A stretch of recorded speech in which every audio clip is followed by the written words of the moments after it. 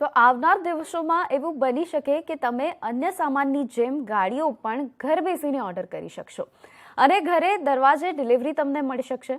Car કંપનીઓ હવે direct to custom ઉપર વિચાર કરી રહી છે।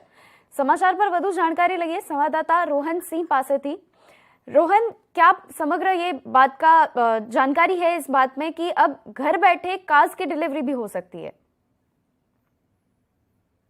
जी बिल्कुल, डायरेक्ट टू कस्टमर हालांकि अभी एक बहुत ही इमर्जिंग ट्रेंड है ऑटो सेक्टर के लिए, लेकिन कंपनियां इसको काफ़ी सीरियसली इस पर देख रही है। और हाल में ही ऑटो कंपनियों का जो संगठन है सियाम और डीलर्स का जो एसोसिएशन है फाडा, इन दोनों में ही इसको लेकर काफ़ी चर्चा हुई। जो ऑटो कंपनियां हैं उनका ये कहना था कि उनकी मार्जिन में सेविंग होगी अगर वो डायरेक्ट टू कस्टमर करते हैं तो, लेकिन जो डीलर्स हैं उनका कहना है कि कार बेचना एक मोबाइल या किसी और प्रोडक्ट को बेचने जैसा नहीं है और उनको एक लॉन्ग टर्म रिलेशनशिप की ज़रूरत होती है डीलर्स के साथ, इसलिए डीलर्स की ज़रूरत हमेशा रहेगी।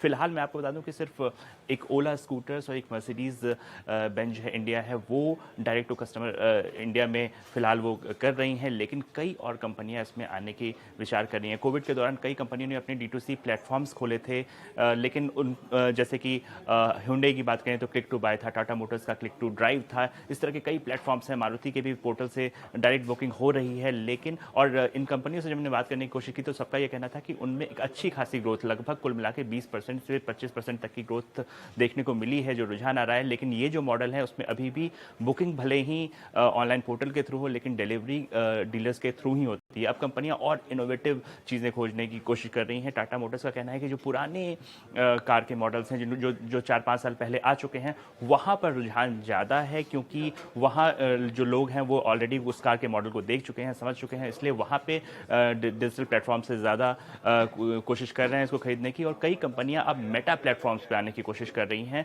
मेटा ने अपना एक ऑटो वर्टिकल भी हाल में ही लॉन्च किया है, जहां पे कार जो गाड़ियां हैं उसका 3D वर्जन और वर्चुअल रियलिटी वर्जन से देख सकते हैं। तो आने वाले दिनों में आप इसको देखेंगे कि ये जो चलन है और ज़्यादा पॉपुलर होने की उम्मीद है इसमें।